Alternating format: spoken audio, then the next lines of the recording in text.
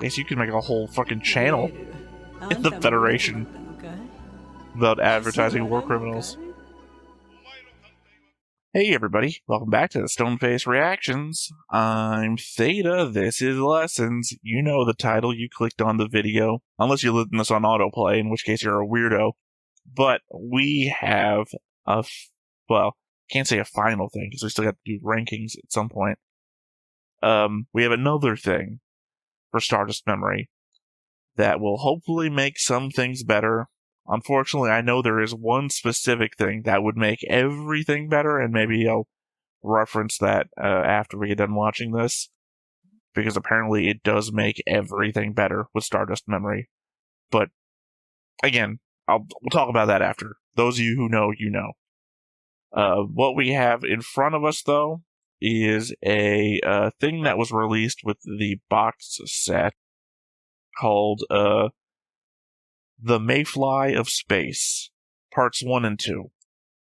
It's an animated part of an audio drama that was released sometime in 1992 as part of Another 83's Memory, which was a purchaser benefit, apparently, for people who bought Volume 7 of 12 of Stardust Memory OVA.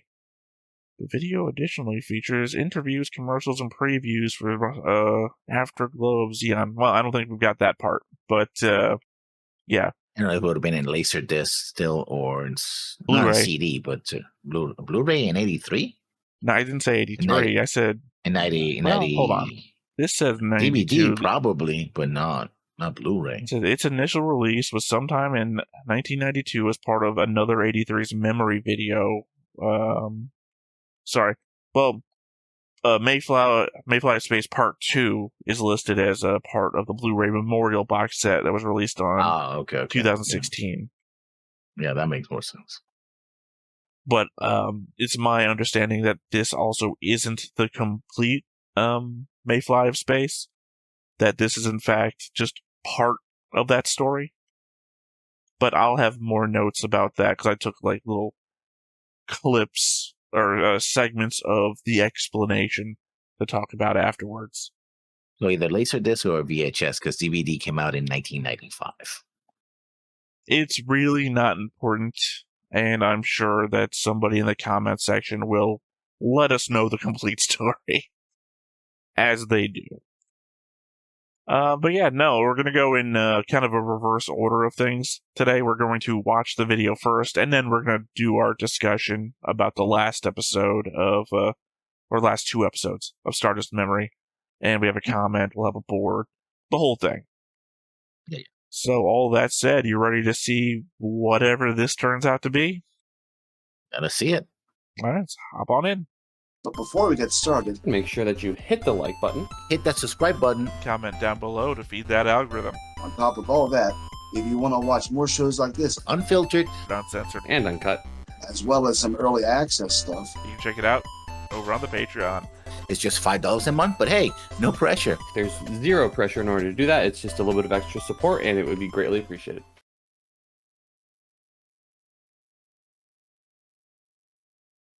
Victor Entertainment. And the US, I suppose. I mean, it's in English. Japan, yeah. Oh, Siwa. Yeah, she is the Mayfly. Mayfly of Space. Yeah, I believe the entire audio drama is about her. Or both of them.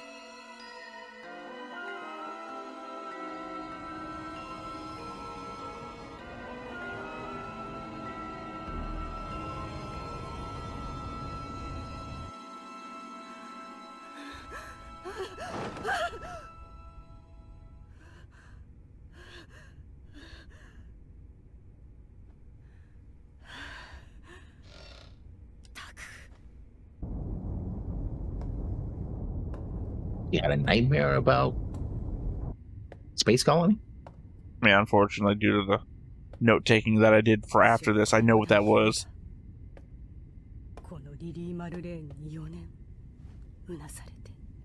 4年か。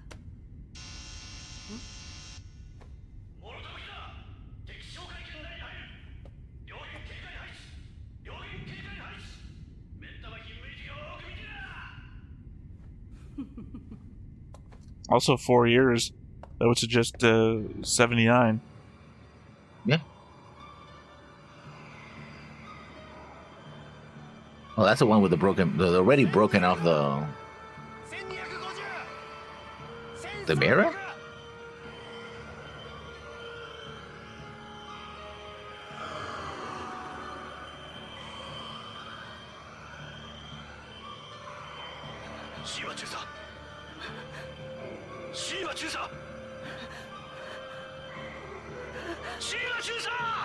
I think we're back in the nightmare.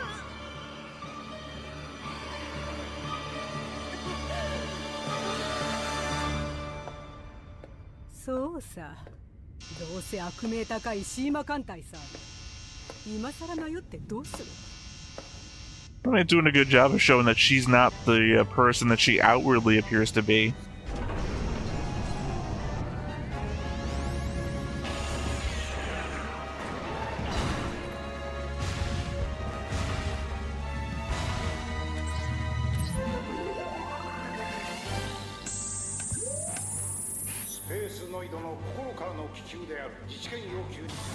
N1 コック、セット。エアブリード、セット。エンジン。 Sorry, she said Nicomp, right? Yeah. I thought she said Nincompoop. Like she was Yeah, I thought insulting Delaz. Oh, I like this sights Launch system. launch sequence. Ramp. Yeah. It's an extension of the handrail, but for mobile suits. Okay. Well, remember, this is 2 parts. I just put them together. So, this is the first one had a shorter animated thing. The second one had a longer animated thing. So, I didn't watch them. I just put them together in one clip so that we could do this all at once. Easy. I've done that before. So, yeah, I mean, you see, she has like a confident outward exterior, but she's a haunted person on the inside.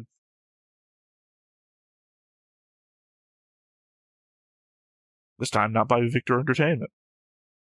No.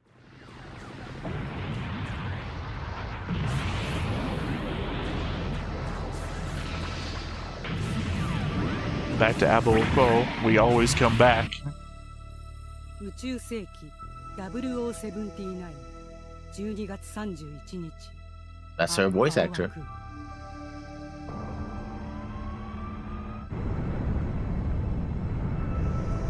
I like the filter, the sort of VHS filter they put in. 回覧したジオン艦隊は E フィールドに脱出口を求めた Hey, Jotunheim. It was on the map. That's our ship from Igloo. I mean, they were protecting that area. So. Yeah, but that doesn't come out until after this. So it's on the map before that got made. 最後にカッコつけさせてもらおうかい MAU ゲールの辻出たとこ勝負だゲール腹ができてるねさて仁義の代わりに軍律か But these are more animated stills, I guess.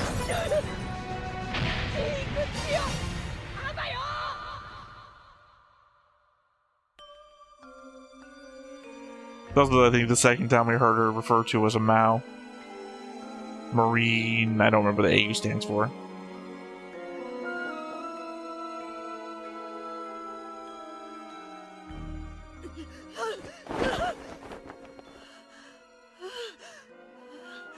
Same nightmare before, same chair. It's the same scene. Remember, this is longer, so maybe this included the other thing. Maybe I didn't need the other thing. Yeah. この日星のくず作戦によりガンダム GP02 を奪取したガトー少佐は空に駆け上った ユイリンとダッシュ部には下がれジム中隊発進 GP02 を奪回せよ少佐敵のモビルスーツですこちらへ追いください。分かっているグラドル。 Oh, Billy. まだ遠い。 Gradol is Billy. やってみるか。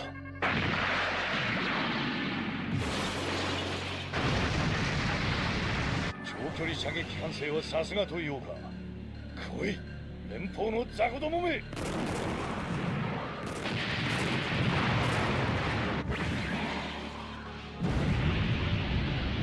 ビッター閣下、ご覧を。我に悠久の大義を与えたまえ。 They're just dead. They're died before you got here. That's New Bitter, the commander of the Africa base. Yeah. ゲルググマリーネ。もしや再起を期すのだ。我々はまだ十分な戦力を温存している。甘い。アキシズ、今はマハラジャカーンの元に Maharaja Karn. 臆したか。 I've never heard that name before. 戦時賠償官だと。このリリー・マルレーンを連邦に賠償として差し出せと。とにかく迷惑だ。自分たちの始末くらい自分でつけたらどうだ。 They wanted her to turn herself in. 散々人からかすり取ってきやがって。朝倉。 Oh. He died, didn't he? Yeah. 中佐、気を確かに。レラーズ閣下のエースパイロットがグラナダの海兵に何のご用？早まってはなりません、中佐殿。軍人としての節度を保っていただきたい。そんなお説教聞いてないし。はあ、軍律を逸脱させられた私たちはさっさと戦犯として吊るし首でさね。中佐、我々は再起を期し、来るべき No. 時に Sorry, I just checked the board. Asakura didn't die. I guess that's proof that he survived the end of the war. 知らねえしそんなこと。 Who? 好きにすれば。 Asakura. Oh, yeah. The one that was telling her to turn her ship in.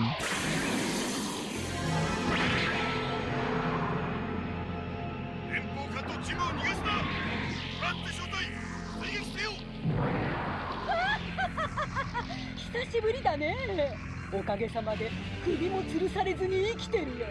私はまだ生きてるよ。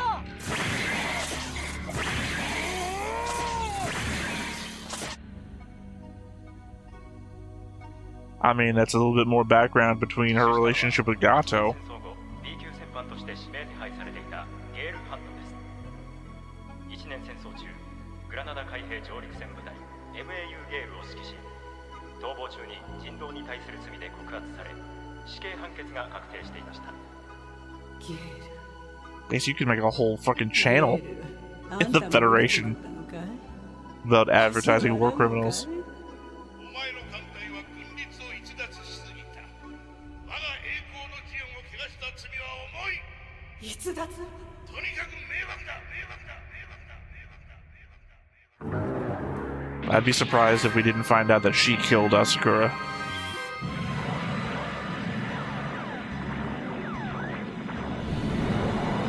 I mean, she mentioned being a war criminal, but Yeah, I mean, I really feel like she's one of those I was just following orders people. It very much feels like she like did the a whole of the thing. Della Fleet. She did a thing and then got blamed for it, and it was like, what the fuck are you guys doing? We were all doing the same thing.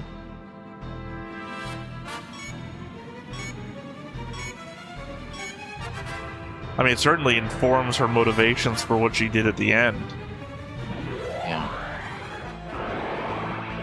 But as I said, I clipped some notes about that.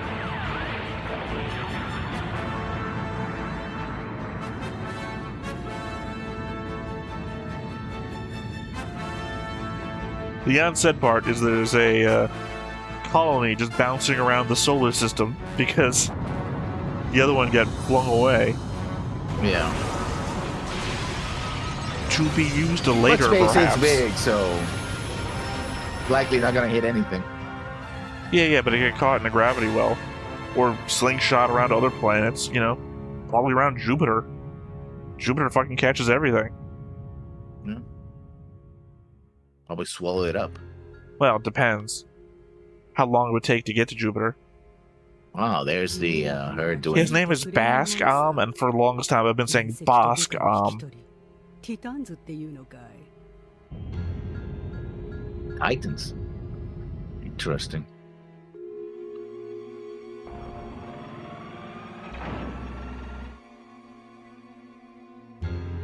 At that bastard. He's an opportunist. That still makes him a bastard. I don't know. In those phase lessons, he takes the Thunderbolt sector way out. But, yeah, Io, eventually.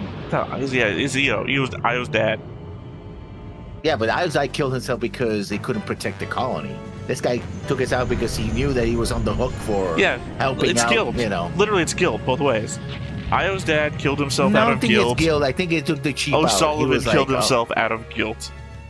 No, I don't think he did out of guilt. He did did. it out He of, was guilty. Fuck, they're gonna- He was guilty. He knew he had to pay for his crimes because he was guilty, so he shot himself in the head. He did it out of guilt. Two different definitions of guilt.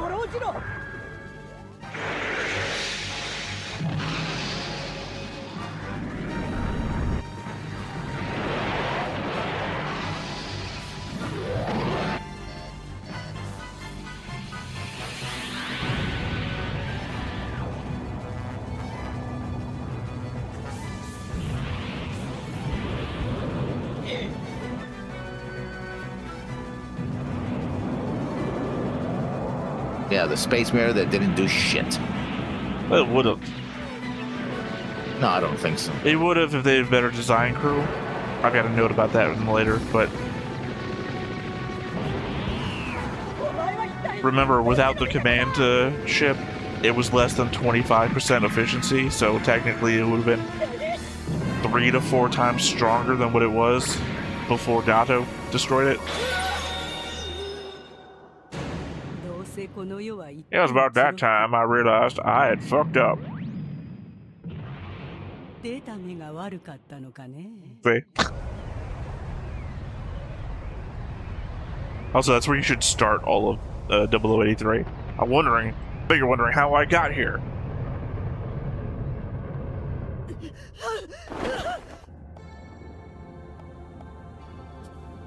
うなされて4年か。シーマ様、予測通りヘルジュントが連邦と交戦中。速やかにブリッジにお出ましょう。 This is a really weird aspect ratio, by the way. Yeah. Well, you know, because their images originally around her being around a colony. Could she have been participating in Operation British? I got a whole note about it.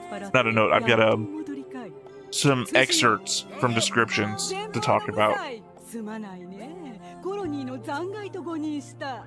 しかしちょっと間に合わないようだね。 See, that's Billy Griddle that was mentioned.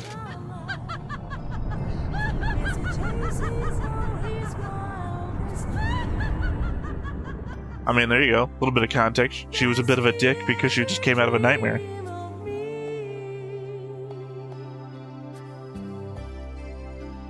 So it didn't really put things into the same context as the clips of notations that I have. I'm gonna wait till the actual animation is over to get into them, though. So Yeah, this version of the song is all in English. I mean, there's like, what, 3 to 5 minutes of extra animation context there. The stuff that wasn't not much, flashbacks really, to the things that we've already seen, but, you know, like her drinking at the bar, seeing the war criminal thing for her former commander back at Granada. Yeah. Alright, well, let me bring up this thing that I have specifically written down, read after Mayfly. Some trivia I came across about Seema that really fleshes out her character some more. During the opening stage of the war, Mao Seema was ordered to carry out the injection of G3 nerve gas into defenseless colonies. As you know, it's the nerve agent that also melts your fucking skin, as we saw from Shiro's flashbacks. Seema and her subordinates were greatly traumatized by this ordeal, but still carried out the orders. So that's the source of her nightmares right there. Whether Seema was aware of the true nature of the gas differs based on the source. The Mayfly of Space implied that she knew, while Mobile Suit Gundam Giren's Greed and Mobile Suit Gundam 0083 Rebellion state that she believed that they were sleeping gas. 0083 Rebellion is the manga that comes out after, which is also, by the way, widely regarded as better. So, okay, yeah. Well, it also clears up like a ton of stuff that all the problems that we had with the OVA, Rebellion clears up, goes into length about background relationships, Nina and Gato. Read my final note here. I got more stuff to say about Mayfly, but apparently in the manga 0083 Rebellion, Gato wears a helmet when he steals the Gundam, which is why Nina doesn't recognize him.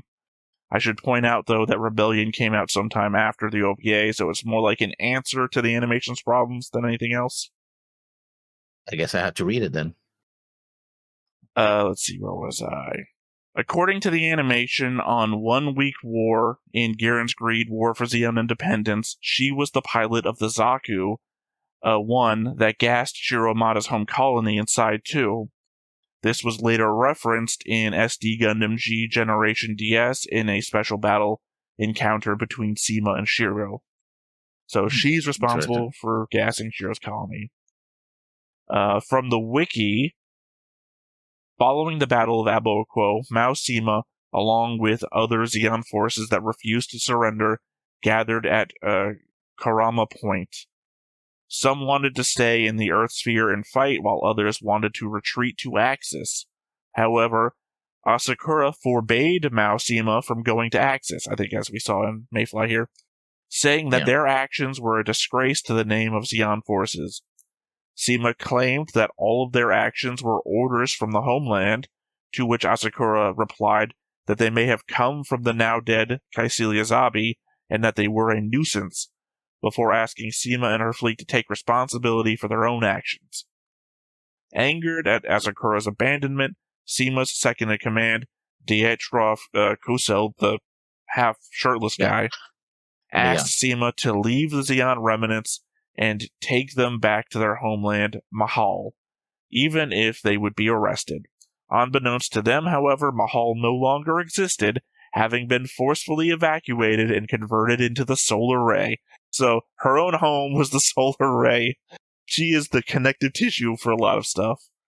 With nowhere left to return to, Mao Seema, now simply known as Seema Fleet, stayed in the Earth sphere. Having become a wanted B-class war criminal, Seema and her fleet drifted in space over the next 3 years, essentially becoming space pirates.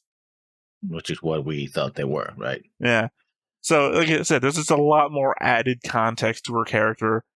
The fact that she could have been the Zaku that we saw in 8th MS Team in Shiro's flashback. That punches and fires the rocket, yeah.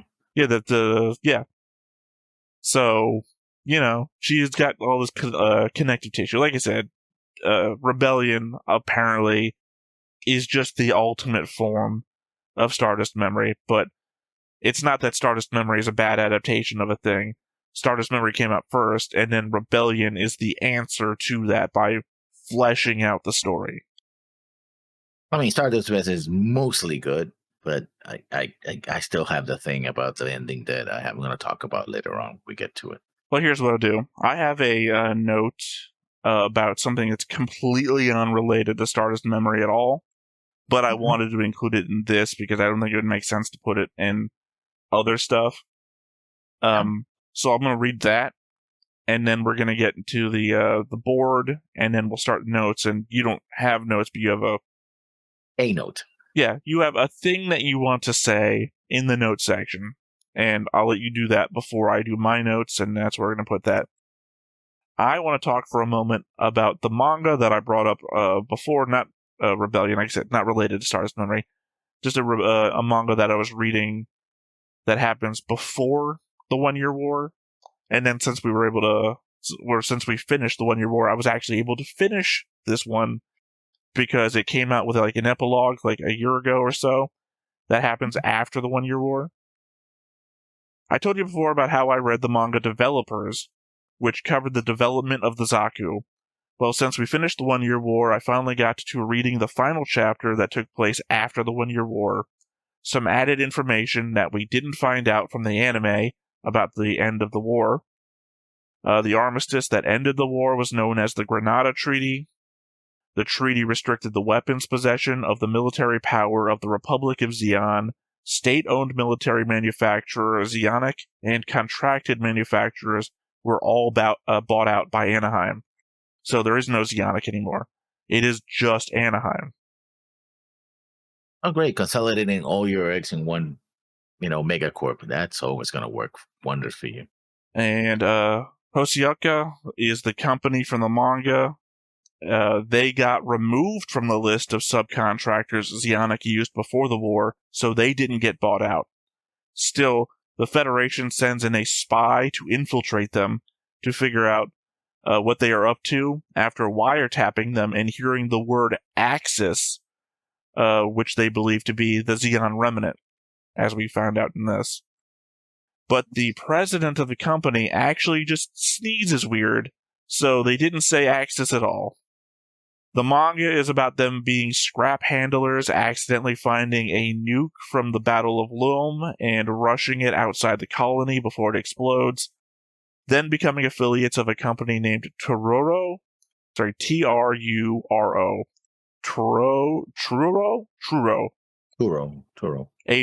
Formed by a former Xi'anic member and others that will make petite mobile suits. As in small or as in Yeah, I think it's supposed to be suits? small. Oh. The former Xi'anic member is the guy from Xi'anic who comes out in earlier issues of the manga to help them try to develop the Zaku. So, he, I guess, leaves Xi'anic at some point, which I guess they refer to it as Xi'anic, so it would have been before Anaheim bought them out. Yeah. To make petite mobile suits. I don't know. I don't know if somewhere in the future of the Universal Century that's going to be a thing. Yeah. Actually, I was just going through the Gundam Reddit earlier, which I highly try to avoid spoilers on there. But somebody was doing like a Gunpla post, which was a full-sized Gundam stepping on what looked like miniature Gundams. So maybe it is a thing. The idea that this is the company that essentially got the Zaku to work right. Mm-hmm. Because I think I described to you before, they had like a whole competition about the different manufacturers doing things, and one of them was literally a Zaku being able to pick up an egg and not crush it. And I think we saw that in one of the animated clips and whatnot. So if they were like, by the way, there's going to be petite mobile suits later, and having Hosoka be the ones who make it would be the same thing as, oh, here's a Zaku. No. Yeah.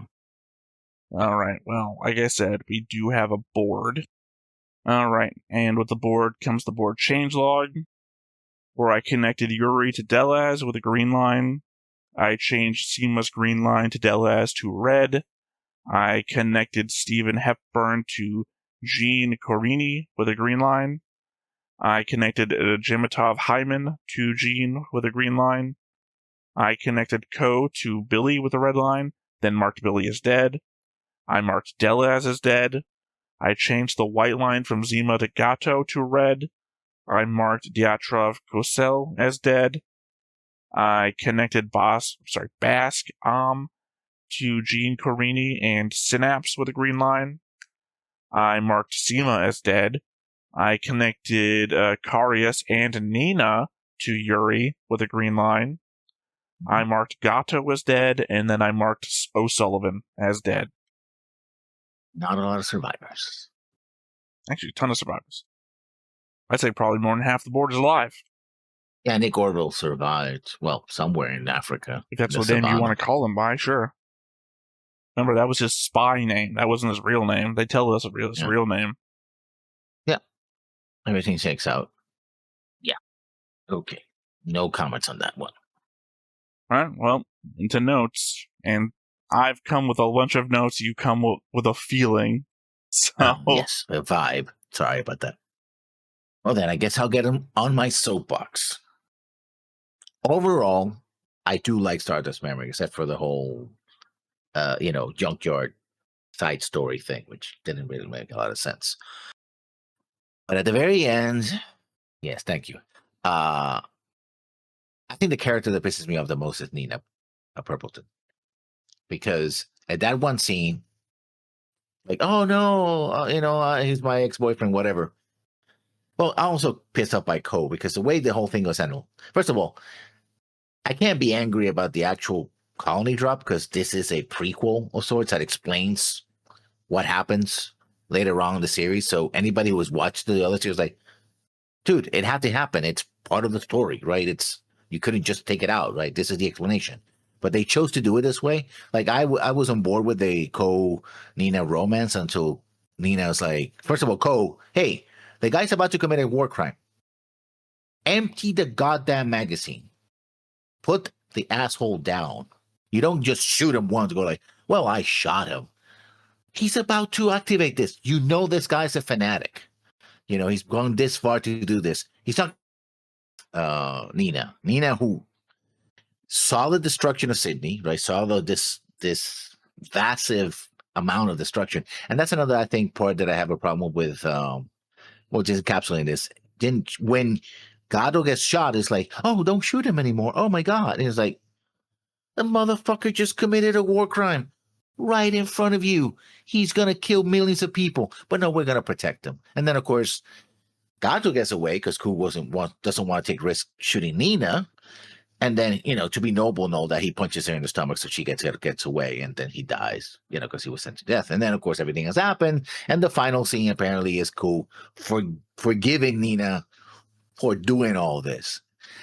And I think that's kind of ticks me off a little bit, is like, this show has two minds about how horrible this is. On one hand, this is a calamity, right? In 79, we saw, opening after opening after opening of how destructive and how horrible the original colony drop was. And we're shown the devastation, the size of the crater, all this. You're like, oh man, this was really horrible, right? But on the other hand, it's like, yeah, but by the way, we're just going to play on the ashes of this. And if, Nina helps a war criminal fanatic escape, that's fine too. Easily forgiven, right? Ko doesn't have, I guess, many better prospects for, to getting laid. So I guess that's, one shot in a million, It's just, the show set us up to think, oh, this is going to be very dramatic. This is going to be horrible. And then it's like, but not really, because it's already happened. You watched, this already happened. It's not that important. Not that dramatic. Don't worry about it. It's okay. The world will go on. There's going to be more Gundam anyway. Not the end of the world. So not that important. It's like, make up your goddamn mind. Is it extremely important or not important whatsoever? And I think that's the part where it's like, I can understand Nina trying to protect Gado in any other situation, even earlier. But by this point, the man she loves has gone all the way to try to stop this, right? And then it's like, oh yeah, no, by the way, I'm just going to help him get out. Bye. Sorry, I hope you forgive me. I'm like, that was so incongruous, some out of left field, that it just left me with a bad taste in my mouth. So yeah, that's my take on 83. Great up to episode 12. Cool into episode 13, but that scene in that command center, I'm like, and then the aftermath is like, forget about it. I like it most. I like the music. I like the animation, but god damn it, they shit the bit there. That's my note. I mean, needless to say, I'm not going to hit your point for point on this because I think all of those are going to be in my notes. So I can't my response is reading my notes to you, but I disagree with you on 80%. I've come around on the control room thing and the Nina thing. I agree with you on we really didn't sell the effects on the colony drop. Maybe not so much the reason that you stated, it already happens in a future past thing. I don't think that's the reason. I think it's just a weaker colony. The same thing I argued that it took the entire Federation fleet a week to not stop Island Iffish, and then just a couple of ships cut bits of this one off, implies that this one's weaker, so I'm guessing it just didn't have as much of an impact when it hit. But I have a note about what we actually see. They actually do say where it hits and all that shit, so it's just like, okay. So I'll get there when I get there. But yeah, I'm like 80% still with you. No, 80% disagree with you. Sorry. You kept going on about the Gato, Nina thing. I only agree with you 20%, which is to say the colony drop was lackluster. I mean, there's also the fact that, and again, Nina should have known that. Here's the thing. The Delos fleet, they are basically lost causers, for all intents and purposes. Because whatever original intent of the Sion Rebellion against the Federation got wiped out by their actions. Well, they're not lost causers. They are lost causers. No. That was the whole point. That's why Delos says we're victorious so long as the Axis fleet watches us. They're inspiring the actual Xion remnant to take action, which, not for nothing, must happen because there's more Gundam. So yeah, but the thing is that what are they really fighting for? They're fighting for a cause. They're igniting the spark. Yeah, for a cause that should never be. That's your opinion, man. That's like your opinion, man. Insert the dude. It is. Because they may put it this way. They're not following Xion's original ideas. Those are long gone. They are. He's the ghost of Giran. He's doing Giran's thing. But Giran doesn't believe what Xion believed. Giran was the one who instigated the first colony drop. Yeah. That's the part that's all wrong. That's the thing. That's no, I'm not arguing. We're not arguing right or wrong here. You said that they're not following the original Xion stuff, and I'm saying, well, they are. But also, if you're actually meaning Xion the man, then Xion the polity never followed that shit. That was the back. That wasn't even the back on which the revolution was based.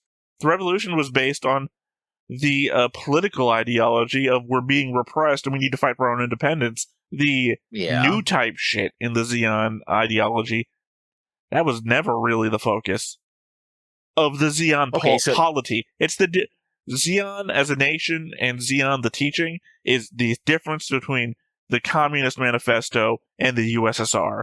They are, in name alone, similar. Which means that their fight for independence went out the window. They're no longer fighting for independence. I mean, these are people who, for example, not only murdered a lot of people on Earth, they also murdered their own fellow space noids. To be fair, Lessons, this is the show. This is the show that proves to us that Giran was at least a little bit right on that element.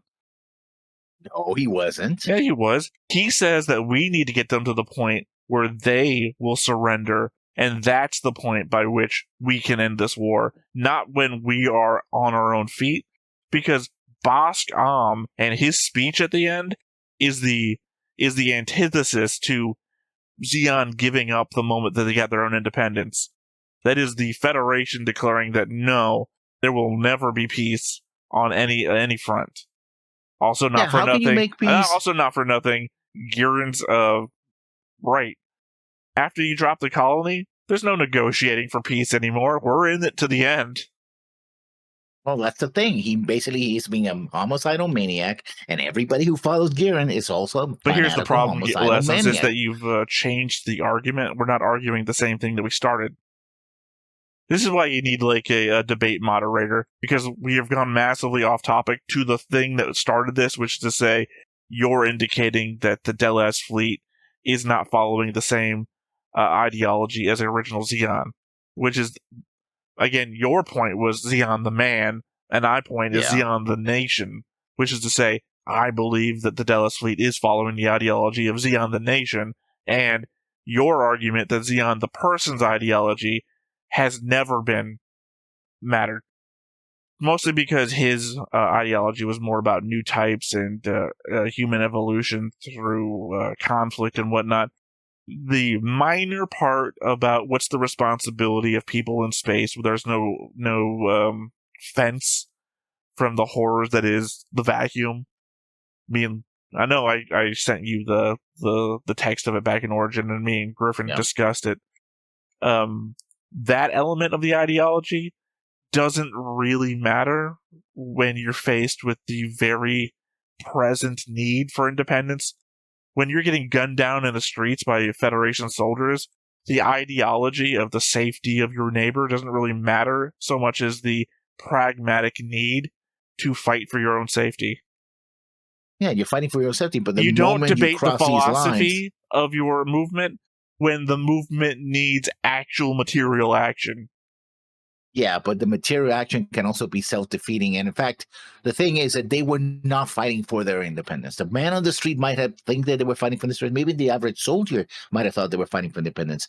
But the leadership didn't care about independence. They were fighting for a autocratic, mass murdering. No. Again, we have to also war-crying- argue the difference between Degwin and Giran.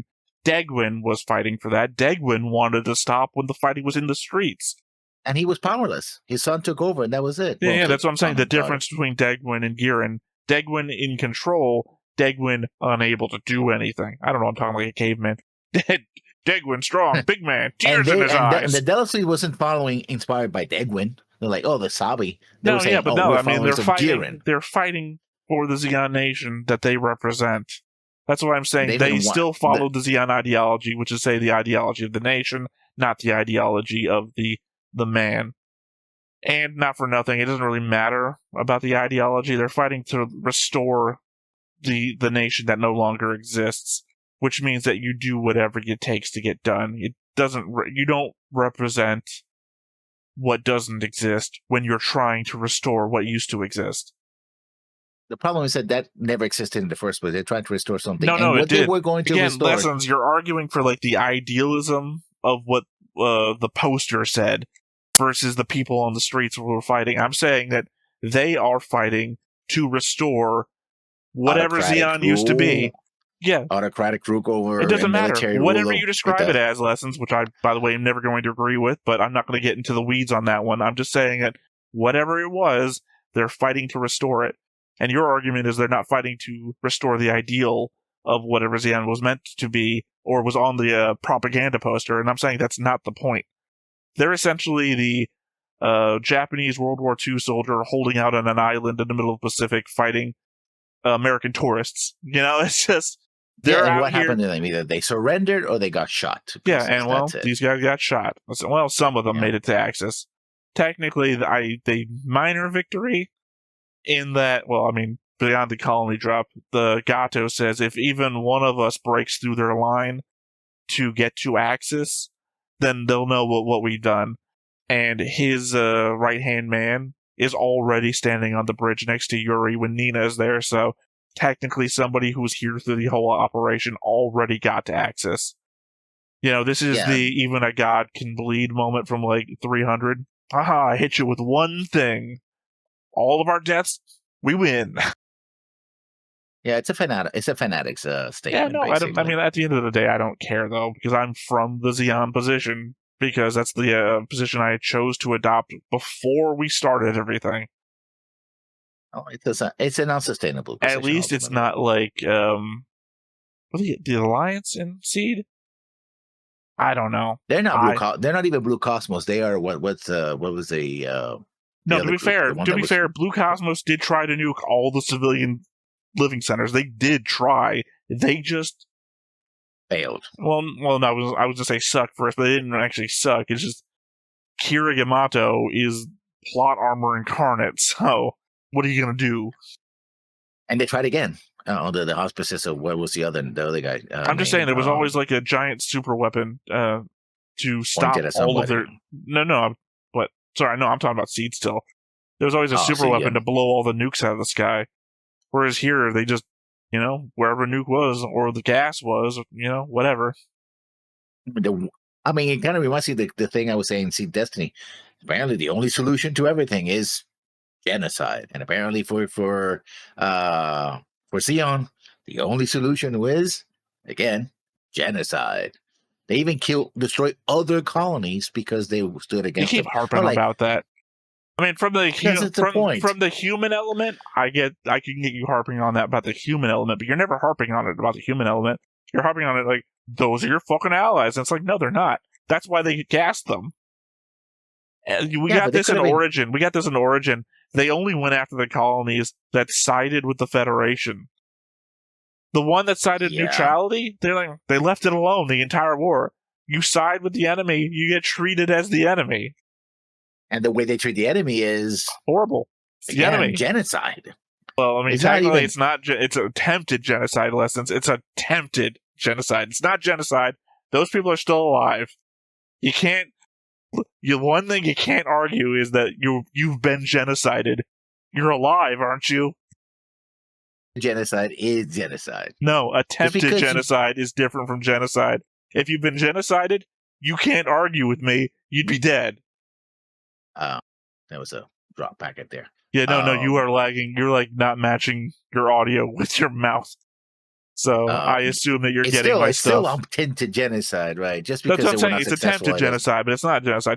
Let's say that we don't want to get into real life. No.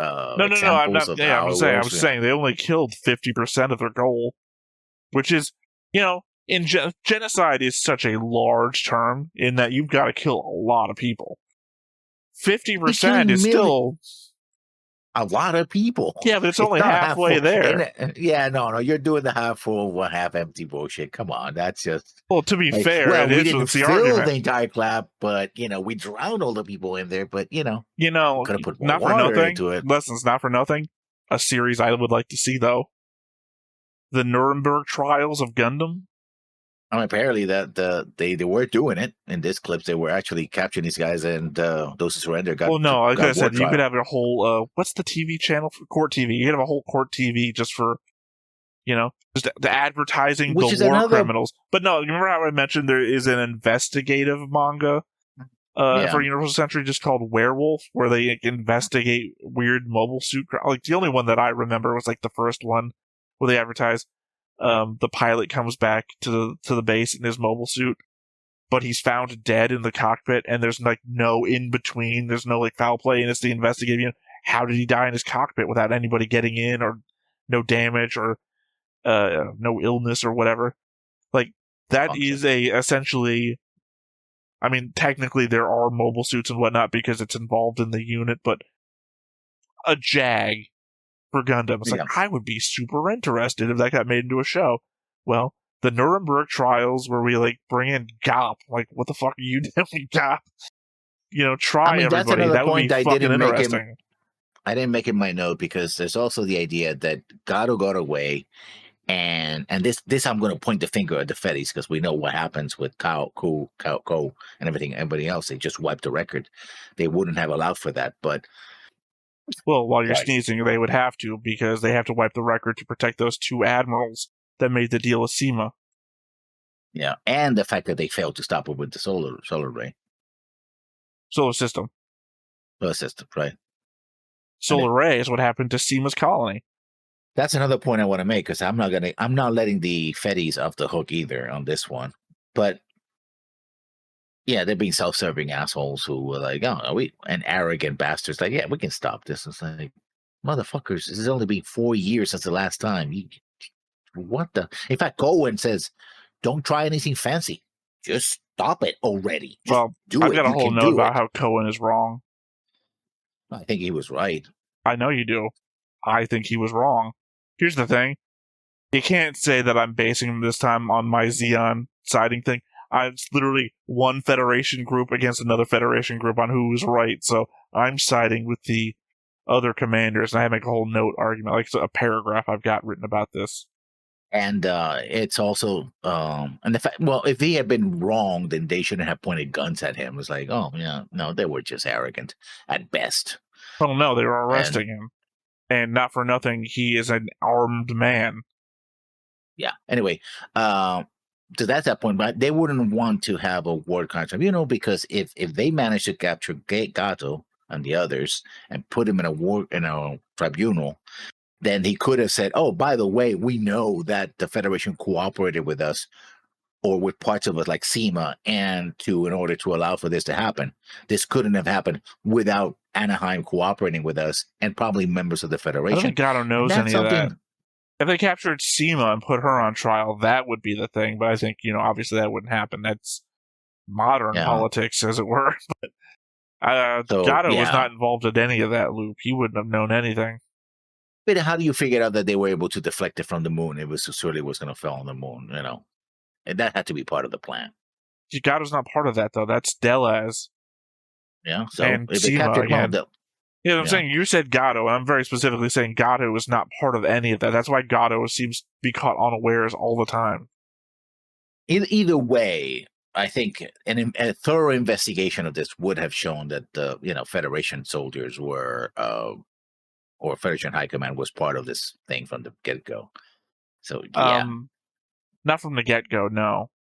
They are aware of it back to like episode 10. I think. Remember we just saw Mayfly and SEMA was having a conversation with Bosk and giving them information. Like they knew, literally, they just said. Yeah, but around episode 10, we didn't get the information of what they were going to. No, remember, episode 10 was the papers that they were going to deliver. No, I was about to reference that before you interrupted me. I said we didn't get that. I think that might have been when the first meeting was going to happen, which does not indicate then that they knew yet. Because remember, as I mentioned in that note section, he says, "Is this Stardust?" He doesn't even know what the colony drop is coming. He dies before then. So they don't have that information. SEMA meets with Bask later. Which, again, is what I'm saying around episode 10. Well, I'm saying, because I have a note about it later, that actually I don't think Natatsky, what's his name? The guy who shoots Lucette, I think he was in the right as well. Was he? Here's the problem, Lessons, is that you're prompting me to say these things, but I'm not anywhere. I haven't even started reading my notes yet. All you know now is that I think Cohen was in the wrong and the guy who shot Lucette was in the right. And you're like, what the fuck, man? Like, well, I haven't read any of my notes yet. This is why I said before when you said your whole comment that I can't point respond to those because I have like paragraph notes about all these things. I say, starting my notes with a sentence. Not really something to take pride in, but Zeon has a 100% success rate when it comes to colony drops. It's their most effective weapon. Nothing else in all of Gundam has that high of a success rate. Even Cohen calls it shrewd. Yeah, especially when the enemy's cooperating. They're not cooperating. No, Anaheim certainly was. Anaheim's not the enemy. Well, they're supposed to be working for the federal private corporation. Yeah, I'm saying, I don't know why you're like giving them national pride or something. Anaheim is a money-making venture that bought Zeonic, by the way, so technically they have a bunch of former Zeon people in it too. Everybody has former Zeon in them now. Little Captain Morgan up, you got a little Zeon in you. Unfortunately, Yuri couldn't live up to his word. He swore on the name of Axis to take care of the cleanup, and we know that by the end, he retreats rather than drawing Axis into an engagement with the Federation fleet, leaving the remaining Zeon forces to be slaughtered. He's gonna fight. He's gonna retreat and fight another day if he fights at all. Right. But my point is that he swore on the name of Axis to do this thing, and then he didn't. Gato really was facing a no-win fight. His unit was all beam weapons, and the Gundam had an eye field, whereas the Gundam was loaded down with rockets. If Gato wasn't so frustrated, I would have thought that he'd have coordinated better with his mobile suit forces to distract and weaken the Gundam with their numbers. Gotta assume that the Doms have rockets and the Zakus have heat axes, plus we know Ko's been fighting for hours. He's not at his best. It would have been difficult, but I think the Nightmare of Solomon could have pulled it off. Yeah, maybe. Again, because the Federation wasn't supporting Ko the way they should have. But yeah, sure. Well, they shouldn't have been. Albion shouldn't have been there at all. I in fact blame. I blame Ko. I blame Synapse, and ultimately I blame Cohen. Actually, I think I go even further than Cohen at some point. I don't remember. I'll get there when I get to that note. I think you're blaming the wrong people, but sure. No. Again, I'm choosing one side of the Federation command over the other based on the information that we've seen. I think that you're discounting having an inside man on the enemy side to accomplish the task that you want to. And I think you're blaming the other side of the Federation for sellouts who want the colony drop to happen, when in fact they don't want the colony drop to happen and are using all means necessary to come up with a better plan. As I said, Cohen's plan is just use your forces in orbit to take it out when they aren't sufficient, and half of them have been fallen back because of poor supply, versus these guys have been planning to take out the colony since 3 episodes ago. Anyway, that's not my note here. We'll get to that when we get to that note. My point is, though, that Seema really shows off the rise of the Xi'an opportunist, selling out her faction's ambitions and future for what I can only imagine to be the flimsiest of deals. Like, no matter what was offered, there's no shot I would expect the Federation to uphold its side of things to a Xi'an war criminal. I at least appreciate that she was initially willing to let Delos go on his own terms. Had things played out like they should have from her end, Gundam 3 wouldn't have been out there, and Delos would have charged his way face first into the solar system, never having known what happened. Instead, Gundam 3 kept trying to break their front lines. Seema has to make a call, and then take on Delos' bridge herself. Becomes a whole thing. Again, this goes into the argument, apparently, that you're showing me now, that you don't believe that's the way things would have gone down.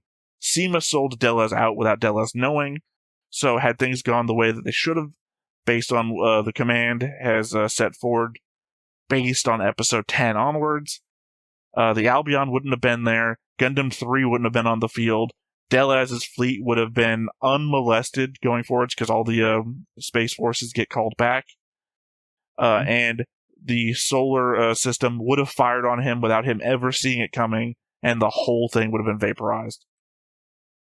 I don't think the solar system would have worked that way. It would have, because you keep discounting the fact that Basque-Om's second in command tells him that without the command ship, the solar array is less than 25% as powerful, I guess because it's not focused like it should be, because that's the command ship's purpose. So the idea is that they never hit it with anything less than, or anything more than 25% of its power. It would have been vaporized at 100% power, and we've seen it work on lesser or greater things. So that's the idea. Their plan was to make sure that Delos went unmolested moving forwards, and we know Seema's fleet was out ahead, so she wouldn't have been in the line of fire. So Seema would have gotten away scot-free, setting Delos up to have his entire fleet wiped out by the solar system, and the colony shot with it as well. Would have been out of fucking nowhere for him. He would have died thinking he was successful, and Seema would have gone in for her payday, got arrested, sent to the gallows or whatever. Like I said, that was the point of the note that I just read. This is the flimsiest of deals. There's no chance in hell I could see Basque-Om giving her anything she asked for. I get that Cohen is supposed to be our guy, the one that's been fighting for us to do the right thing on a command level this whole time, against the conservative forces in the Federation command. But this time, I think he's in the wrong. Admiral Carini's choice to pull back the 3rd Orbital Defense Fleet and to redirect the Moon fleets after they got refueled likely had little effect on the outcome. Hepburn stated that his forces likely wouldn't catch up to the colony, but offered to take out any remaining forces afterwards, making them essentially out of the fight till the end anyway. And if you don't remember, Hepburn is the fleet around the moon. The 3rd Orbital Defense Fleet wasn't going to stop the colony and fight off the Delos fleet at the same time, even without Seema's fleet backing them up. I start calling it the solar ray too. The solar system was the best shot and seemingly would have worked. The only thing that messed it up was the Albion's attack, forcing Gato to respond, and then Seema having to take direct action. Without those things, the solar system would have set up at range, and both the colony and Delos would have sailed into the firing line none the wiser. Sema having to take action caused Gato to become aware of the solar system and attack it. So, in a way, you can trace the failure to stop the drop back to Koen. This goes a ways to explain Nakato's actions as well. They were planning to use the solar system all the way back then, which is why Jean is asking why the Albion was allowed to take Gundam 3. Nakato's security forces were there to stop the Gundam from being taken, so this entire sequence of events didn't play out. Nakato seemed power-mad and crazed, when in fact, if he had shot Kato, if he had shot Ko and prevented Gundam 3 from being taken, the colony likely wouldn't have impacted the Earth. Except that you didn't need to shoot at that point. You didn't need to shoot the colony. Just activate the rockets to set it up in a different direction. That's all you needed to do. In fact, that was the plan. The plan wasn't to destroy the colony. They didn't have the power to activate the rockets. That's why they had to do the moon thing. The moon thing activates the but remember the final burn was done by Gato, so they now had power. No, that's after the fact. If all the sequence of events hadn't happened, Gato wouldn't have gotten on there to activate the rockets. The thing would have been shot already. Gato activates the rockets after it's already past the point of no return, and 2 attempted shots at it. Yeah, which is something. One attempted shots at it. That wouldn't have happened if all the other previous events happened. That was part of the plan. In fact, they even said in the system, lessons that wouldn't have happened if all the previous stuff that I just talked about happened. He does that after everything failed to redirect it after it's in Earth's gravity to go. Well, we thought Jaburo, but then he says Jaburo was never the real target. That happens after everything. And all the events played out as I just said, then it would have been destroyed by the solar system. Gato never would have gotten there because Gato gets there after all that happens. Remember, Gato goes and attacks the solar system after he finds out that it's there, destroys the command ship, flies back over, and that's when he gets on board the colony to then activate the rockets to redirect it in its final course. So, if they had been able to board the station before the point of no return, they could have activated the rockets, used them up. That wouldn't matter. There was a redirection action while the gravity was already taking it down. Yeah, because it was past the point of no return. Yeah, that's what I'm saying. Reactivating the rockets would have just turned it somewhere else on the Earth. No, because if it done before past the point of no return, gravity is already taking it in. That's the whole but the point. thing is that they were trying to stop it before they hit the point of no return. So they no, it doesn't matter. The point of no return doesn't matter. No, because they're trying to shoot. Oh, sorry, they're trying to shoot it with the solar system, which is past the firing point of no return. That's the problem. It's not the problem. Listen, you're fucking not understanding. The entire plan is to take out Della's, his fleet, and the colony with the solar system, which is going to be a one-shot kill. It was a too long range a shot. It's not what's going to work. It was not they didn't know it was there. It's Albion and the Gundam 3 being there, which draws their attention to it. Without that, it's literally shooting somebody who doesn't know you're there. It wasn't a long-range shot that fucked it up. It was Gato killing the command ship, which reduced the power effectiveness to less than 25% of what it would have been. Because the command ship was focusing the beams together, which is a graphic we saw on screen. If everything had played out, if Nakato had prevented the Albion from taking Gundam 3, then the Gundam 3 wouldn't have been on the battlefield trying to pierce the front line, which then alerts Gato to something else being out there, which then has him attack the solar system, preventing it from being fully effective.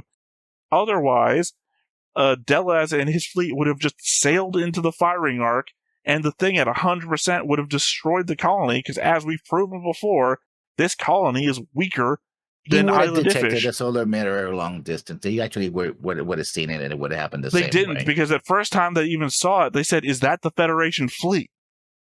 So they would have moved in to intercept the Federation fleet, and they would have discovered the mirror. No, because again, they were only looking that way because of the Albion and the Gundam 3's fighting. Otherwise, as you previously indicated, it was a long-range shot. That's the benefit. They wouldn't have seen it coming. I still say that at best, the solar array would have been a backup plan. You would have gone to the reliable thing. It wasn't a backup plan because the fleets wouldn't have done shit. For one thing, half the fleet stuck around the moon getting resupplied because for the first time ever, we ran out of fuel. And the other half is going to be fighting the Delaz fleet. The third orbital defense fleet is going to be fighting the Delaz fleet, in which case you can't even focus on it the way that the entire Federation fleet had a week to do with Island Ifish. This is the plan that makes the most sense and would have worked had not Ko and by extension Cohen fucked it all up. Sorry, you went super fast there for a second. Your lag caught up. I still argue that was not going to happen. Considering all the fuck ups up to this point by the Federation and the fact that we're cooperating with CY. You say that, but it's literally Synapse, Cohen, and Co. essentially that are the fuck ups here. Because the part of the Federation that you're discounting here, the conservative side and whatnot, that we've been rallying against until I finally figured it all out in this final episode, they're the ones who have been coordinating a massive thing in the background this entire time perfectly. It's Cohen who's out of the loop and thinks this is crazy, who is the one who's out of the loop and actually crazy. He has to have a gun pointed at him and get arrested because he's gonna fuck up the entire thing, and guess what? He does. He fucks it up with a pre-existing plan. Which, if Cohen, they could have just said, okay, fine, they should have let him in on the plan. The problem is that we're dealing with a Xi'an operative, essentially, who is the workhorse of making this entire plan work, in that she's kind of luring. You say that, but she literally went to bat to fight her own Xi'an forces to make the plan work. Because remember, I guess now that we've seen the Mayfly of Space and got kind of like a background there, she fucking hates these people. With good reason. Yeah, I'm just saying. The element that we've got a Xi'an operative inside, I guess this is the first time that we've actually seen a Xi'an spy for the Federation on the Xi'an side. We've got that happening. And I guess the idea is that Cohen just wouldn't be cool with it. Now, if Cohen had been informed and he was still like, okay, then I'll ask the Albion to coordinate it with you guys so that we can have a situation, I get to see where it could go wrong, because the problem is that Cohen is the indirectly in line with, not for nothing, the main characters. And who fucks up plans worse than main characters? You tell Cohen tells Synapse gets aligned in operation with Ko tells Nina runs off to Gato, boom, it's all fucking ruined. And by what we know at the end, Nina would run off to Gato because she didn't want Gato to get killed. Look, again, I got a whole note about how I forgive Nina and whatnot, so... I don't. I know. That's the part that I addressed when your off-the-cuff note. Synapse. Nina, I want you off my ship. Take a launch. Nina, I said I'd see this through to the end, so that's what I'll do. Also, Nina takes a launch and goes to the colony to point a gun at Ko. Well, I got to, and then Ko. My point is that she went to the colony. She said, I want you off my ship. Take a launch. No, I'll never leave. Leaves. Yeah. And almost crashes in the process. When I sarcastically said, oh no, not that guy, when the Musai Bridge is being destroyed by Ko, that wasn't just some rando Xi'an guy like I thought. That was Billy, who we'd seen talking to Gato earlier on. So I was saying, oh no, not that guy, because I thought it was nobody. It was clearly Billy. Yeah. You're shrugging as though I didn't just point out Billy earlier during the Mayfly of Space stuff. Ooh. But, he got what he deserved, so it's fine. He legitimately didn't. They all did. You're saying, okay, in your eyes, every Xi'an is guilty of everything. Well, they're guilty of cooperating in this particular operation, so, yeah. We need to shit anymore. At this point, Lessons, there's no arguing this stuff with you. I'm just going to start saying random negative shit about nameless background Federation people just to equal you. Fuck that guy. What do you do? I don't know. He's wearing a uniform. Fuck him.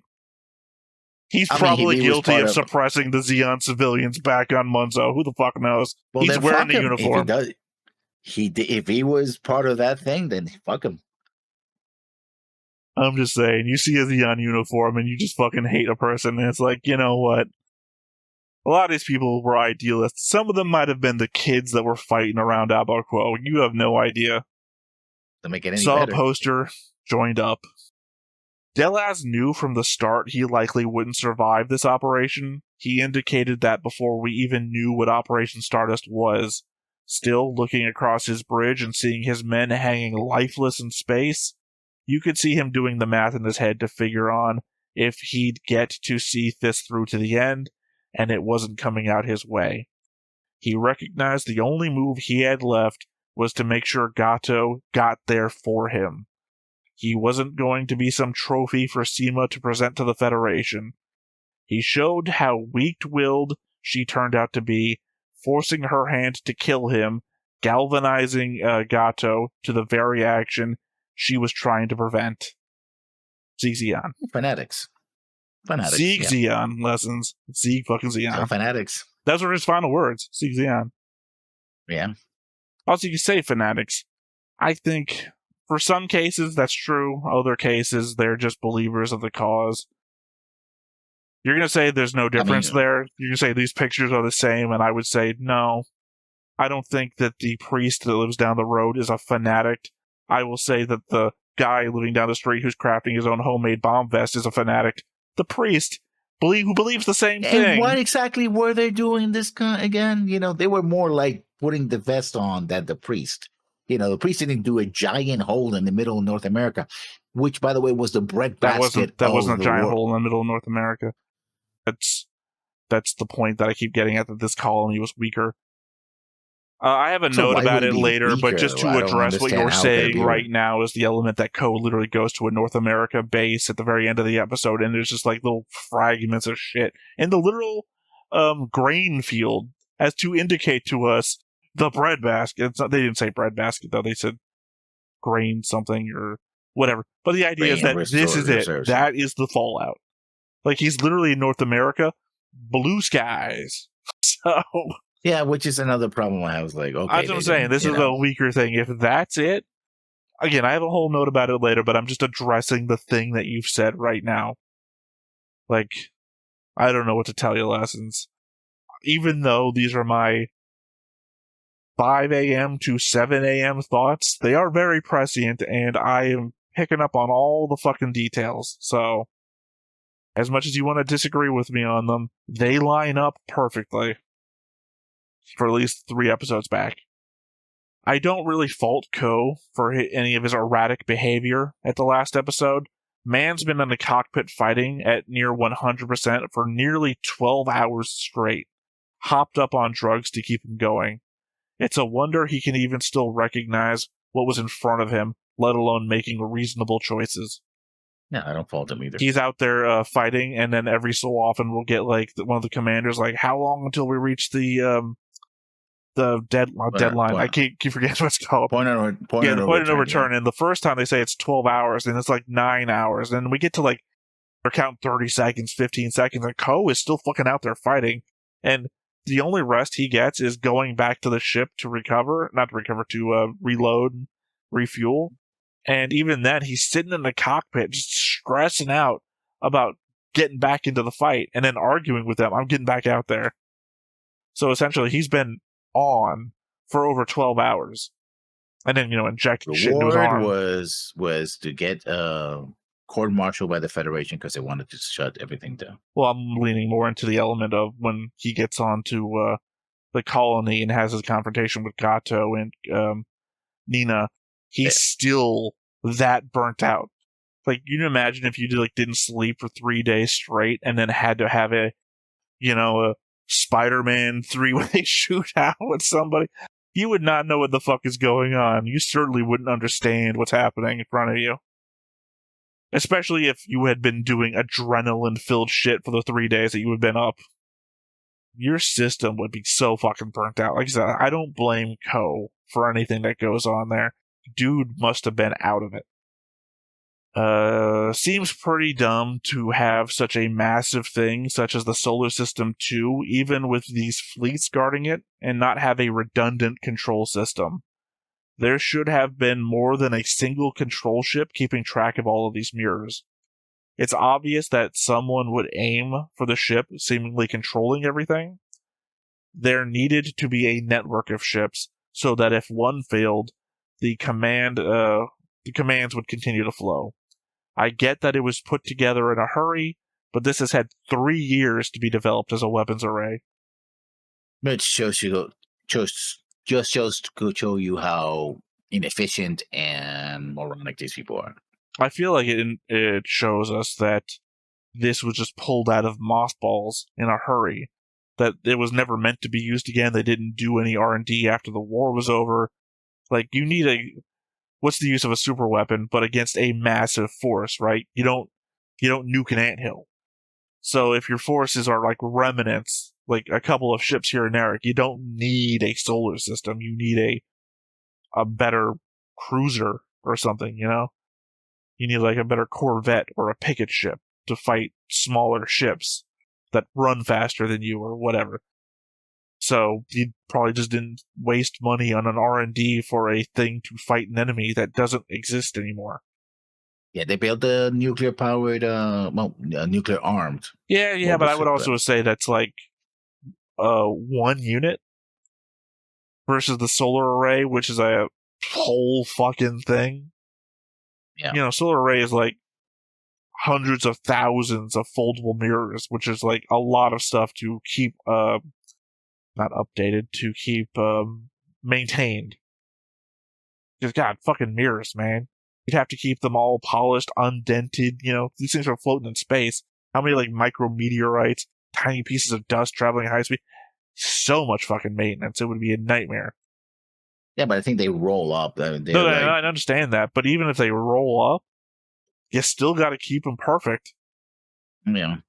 You know, one little like micro fracture in there, and boom, your focus is completely off. You're shooting the mobile suit next to you. You know, 99.9999% strength beam that way, 0.0001% beam that way. I feel like at the end, Gato was sad that the only witness to Stardust was going to be Nina. Then when Ko shows up and shoots him, he stands tall in front of Ko, even with the gun trained on him, because his enemy had borne witness to what he had done, which is what it seemed like he wanted. He was inviting Ko to shoot him now that everything was over. When Nina grabs his gun and aims it at Ko, that's not what he wanted at all. Nina butting in on them wasn't what either of them wanted. Ko just wanted justice and revenge, plus, as I brought up before, was on a pretty wicked exhaustion kick. That's what I said earlier. When you're facing somebody who's going to drop a nuke on you, you drop them with you empty your magazine on the guy. You don't stop at one shot. I said I brought up revenge, but Ko has had previous opportunities to take Gato out, and Ko wants to talk it through. Also, not for nothing, as we discussed in the reaction, we're already past the point of no return. There's no real reason to kill Gato other than... Oh, yeah. Well, no, again, this is it's not my job. It's not my job to kill you. It's my job to bring you in. Ko wants justice. And you, who usually argues the justice route, more often than not, go with the revenge route without realizing it, I think. Well, I'm not saying that he should have... I mean, I'm saying that the moment he stepped into that bridge, before Gato reached for the liver, just empty the magazine. Don't take any chances. But he didn't do that. It wouldn't have mattered anyway. As I said, it wouldn't have mattered anyway. Sorry, you interrupt me like in the middle of the thing. I know I do it to you all the time. You should probably point it out more. But it wouldn't have mattered. He had his hand on it. As I was saying, in the reaction itself, you shoot him, he falls backwards and pulls it. For some reason, they had gravity. I guess because the thing was still rotating. But you'd think that would be on the outer. Anyway, whatever. He had his hand on it. It was already being pulled. I think if he got shot, the weight of him falling back, his grip isn't going to weaken by that, I don't think. Famously, people get stronger in movies when they're dying. I don't know. I always think back to Maximum Overdrive when the priest gets hit in the thing and he dies and he won't let go of the kid because he got a death grip on him. But yeah, no, the momentum would have taken it back. You unload a clip into him, it's still going to be the same thing. I mean, I don't remember that he had a grip on it. I think he was going to reach for it. He had it halfway pulled back, and that's when he gets shot, and that's when the pauses. And then for some reason, like, he lets it go, looks back at Ko, and then pulls it anyway. I think when it go, that's what you empty the magazine. he lets it go because he's still alive. If you're indicating you empty a whole clip into him, he's not going to have the moment to let it go and look back. He's just going to fucking die. And then with his grip falling backwards, he'll pull it. Well, then take the opportunity when he lets go of it. Oh, let it go. Boom, there you go. Well, you're saying this with, like, hindsight that knows what's going to happen. Ko shoots him. He lets go and looks back. Now Ko is surprised. Like, what the fuck? I just shot you. And then Ko is back on his normal, I want to bring you in thing. Or, let's have a conversation about this. You're in a very weird state if you're Ko. And Gato is like, oh, thank God, a witness. I mean, lessons, I don't think you have a poetic bone in your body sometimes. Yeah, enough of this bullshit. I think this is the bullshit. You need a poetic bone in your body. Like, I don't have a poetic bone in my body for normal shit, but we're looking at, like, the last charge of the Light Brigade into the Federation forces, and you're like, fucking assholes deserve every moment. It's like, these are the people, like, throwing themselves one after the other with the hope of just getting a morsel of knowledge back to Axis about everything that they've sacrificed their lives for. Even if you don't like them, you don't agree with anything they've done. I don't see anything that's of poetic. Their sacrifice. It's poetic nonetheless. And I'm feeling for it, and you're just sitting over there. Yeah, it's like poetic like taking a shit, you know. I mean, man, what you do in your bathroom is your business. Still no idea where that colony hit. I know, we know, but I'm writing this in order. All indications were that it was intended to hit Jaburo, but the person who actually adjusted where the colony was aimed is the one who says Jaburo really wasn't the target. And we get no more on the subject. Of course, in every shot, from the computer simulations to where the colony actually hits, it's on a portion of the Earth that we can't see from the camera's perspective. Basque says it devastated the North American granary, but so did Island Ifish, and it didn't even hit there directly. I don't think that's confirmation of a direct strike, but where the debris fell. It broke up in the atmosphere, that's what you're thinking? I don't know. It's the element, again, that at the end of the episode, we literally see Ko wandering through grain fields, and then you look over his shoulder, and there's the sign hanging on the outside of the base that says North American something base, and it's like, okay, clearly this is a North American granary. And in the far back shot, there's like 3 pieces of giant wreckage that are just like small little craters. I was like, is that it? And it's like, no, that's exactly what we saw in North America back in Mobile Suit Gundam for the bits of Island Ifish that's scattered across the North America. This is no different from that, which would imply to me that wherever the colony did hit, this is just debris that came off of it as it fell through the atmosphere. That maybe it hit in the Pacific or something. I don't know. Maybe it hit Japan. Maybe we're going to get to Zeta and there's no Japan. In the direction of travel, I think it would have hit the Atlantic. Because it was going Jaburo. That's the problem? Left to... okay. I can see where you're going there. Left to right, so... Well, no. Well, that wouldn't make sense, because here's the problem. There was one... when I said computer simulation, there was a computer simulation that showed it going around the Earth, where you can see where it comes in. Yeah, okay, because it did go this way around. And... well, no, because, again, it comes like this, and it shows circling the Earth, and then it kind of... that's my problem. Again, it goes around the backside of the simulation, and then when we see it from orbit, it goes around the backside of the side of the planet we can see, but there's nothing there.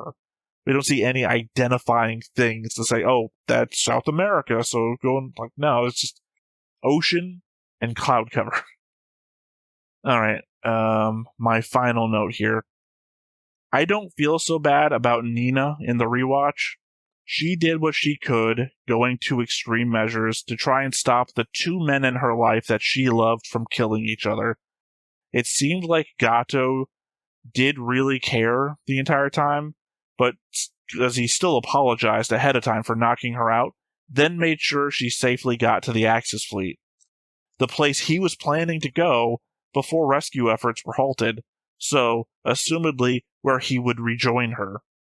We know he really did care, we know she really did care about Ko, but in the state he was in, there was no way Ko was letting Gato escape.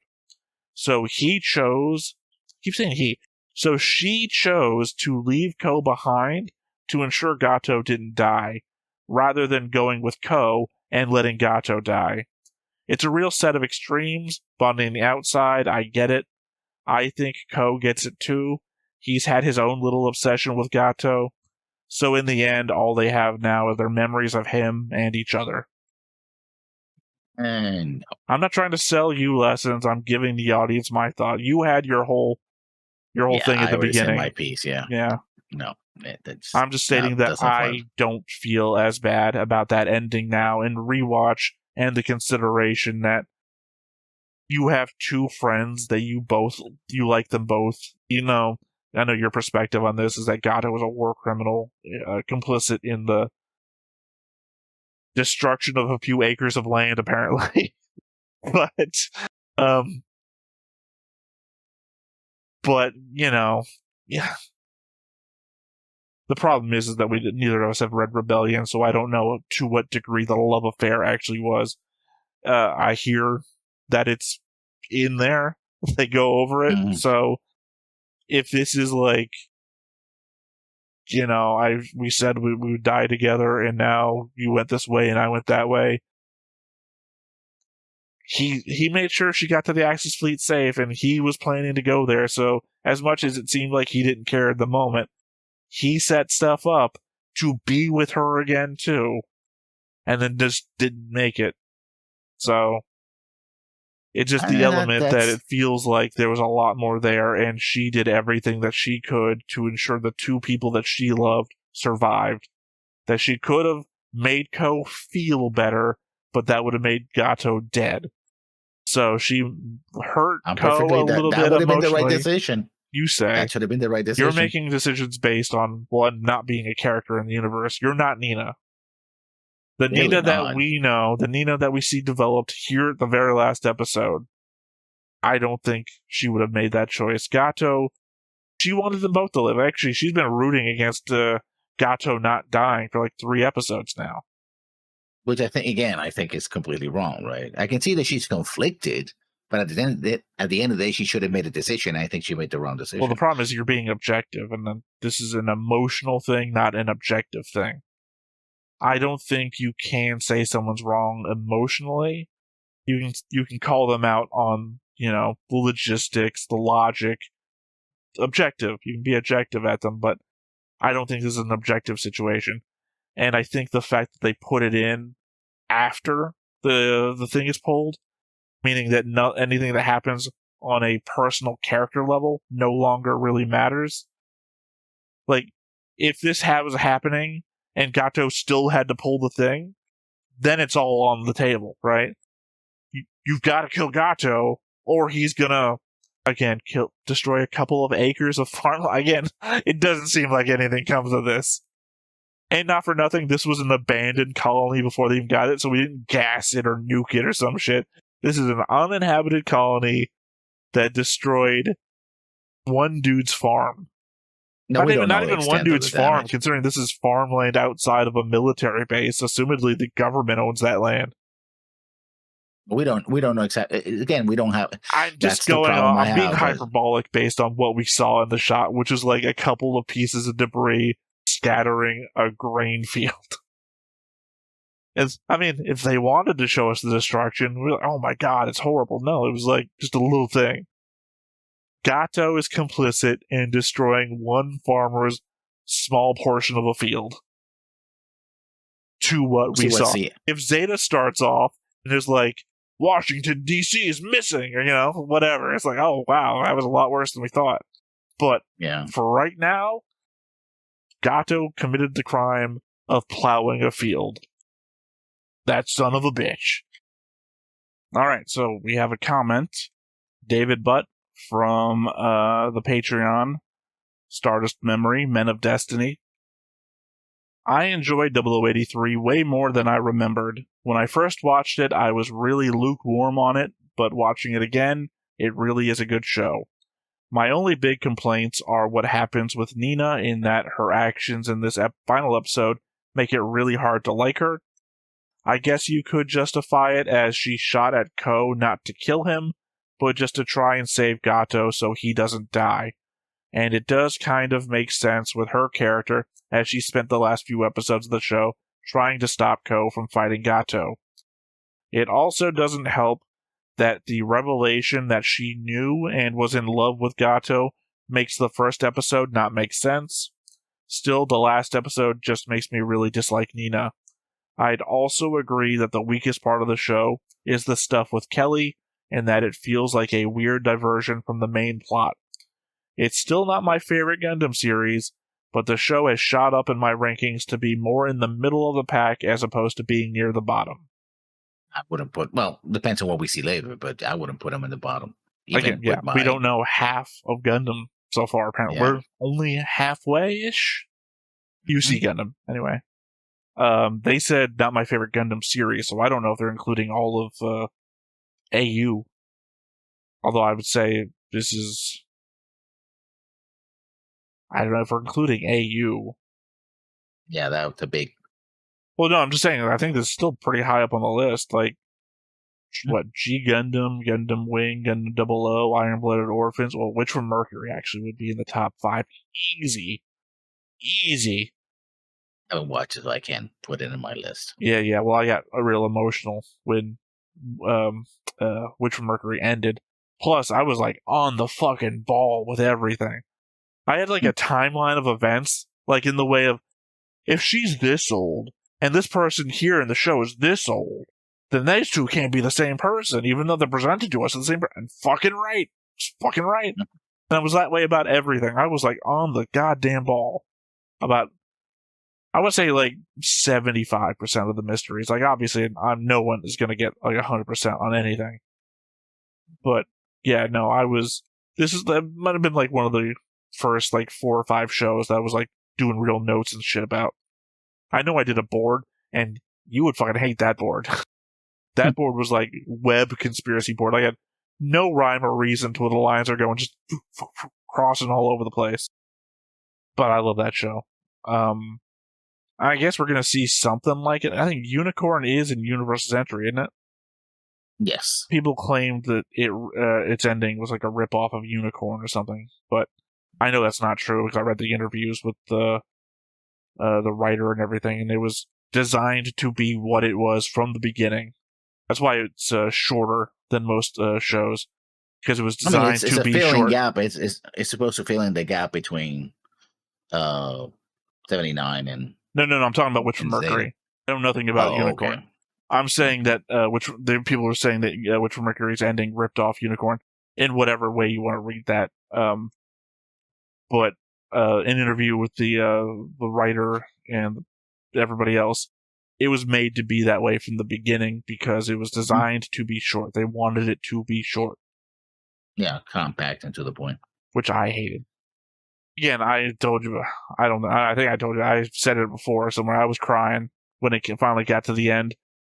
Mostly, the ending was sad because they did a whole time jump. Like, this is what happens to the characters years after what happened. Here's how they wind up, whatnot. But also this ends the story of the Witch from Mercury. It's like, no, you didn't have to put that in there. Could have been more. There's no reason to add that. I hope they do a re-release later and they just remove that part so we can do something. But yeah, no, I was listing AUs that I had seen to even compare them against making a listing of top Gundam to say what this would be around. Yeah, Witch from Mercury is the only one I can think of that would definitely top the list or be on the top 5 of AU Gundam. I can't think of anything else. I never saw After War X or Age. No. Technically, After War X is not UC, is it? No. And technically, Reconquista G is technically Universal Century because it's listed in Universal Century official Bandai listing timelines, as well as Turn A. Yeah, and Hathaway. And what? I think Hathaway, yeah, Hathaway. Well, Hathaway is Hathaway has always been officially Universal Century. Yeah, but they're putting some new stuff out there. I don't know what it is. I haven't seen. Well, no. The Hathaway movie 2 has been the Hathaway movies have been like super delayed for just a long time. So a couple of them are out, and then the new one is just the third movie. I know nothing about it. I don't know if the third movie, their compilations, or if their own things. I don't know. I didn't know anything about that. So That's what I'm saying. But Hathaway has always been officially Universal Century. I'm saying Riken Gusa G, and that it doesn't have the UC timeline because it's supposed to happen after UC. But it's listed on like official like Bandai, Gundam info, whatever postings that show timelines as being in it. So people would argue that it's not. And the counter argument that I keep seeing is that on official listings from the company, they put it on the timeline. And not in the same way that we talk about Macross, where like the new Macross show is coming out. It's like, that's interesting that Macross 2 is listed there in the stuff. Mm-hmm. All right. Well, I think that is everything for Stardust Memory then. Ironically, though, we are not done with the year 0083. We have one more thing to watch, but that'll be its own recording. Yep. So, anything else you want to throw out there? No. All right. Well, no. Then for this particular episode, once again, I have been Theta. This has been Lessons. We've been Stoneface Reactions, and we will catch you next time. Bye-bye. Hey everybody, thanks for watching another Stone-Faced Reactions. If you have an idea of another video we could go ahead and watch, go ahead and put it in the comments down below and we'll add it to the wheel. Be sure to like, comment, and subscribe, and let us know what you thought about this video, what parts you liked. And until then, we'll see you next time. Is this too goofy?